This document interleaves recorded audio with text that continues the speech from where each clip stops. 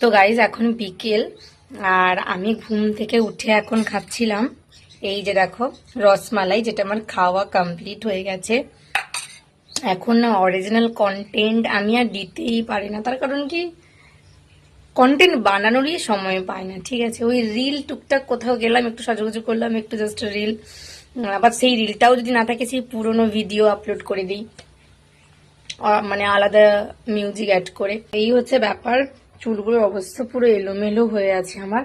তো প্লিজ মানে যেগুলো রিল আপলোড করি ভালোবাসা দিও, এটাই তোমাদের কাছে চাওয়ার। আর বাই দ্য ওয়ে আমি কিন্তু দেখো ফার্স্ট টাইম এরকম ড্রেস পরলাম।